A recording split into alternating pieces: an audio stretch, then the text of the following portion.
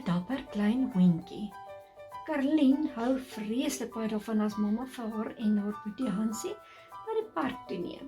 Karlien hou veral baie van die glyplank en die swaaie, maar Hansie is bang om daarop te speel. Ou bangbroek terg Karlien om. Moenie jou boetie terg nie, sê mamma. Hansie kyk hoe sy sussie by die groot rooi glyplank afgly. Ja, gil sy.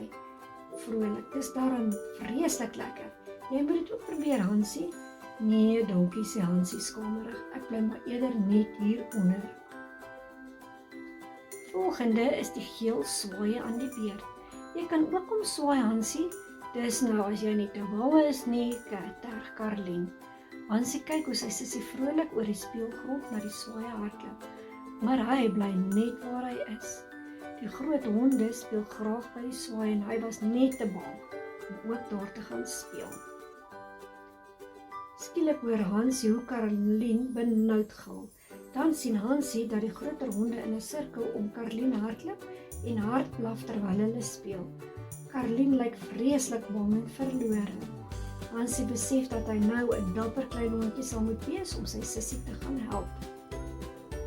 Hansie spring op en hardloop blitsig na sy sussie toe met mamma kort op sy hakke. Dis alles reg, Karlien, ek is nou hier, sê hy. Ons is vreeslik jammer, ons het nie bedoel om jou sussie bang te maak nie, sê die groter honde. Ons het maar net gespeel. Moenie bekommerd wees nie, sê mamma vriendelik.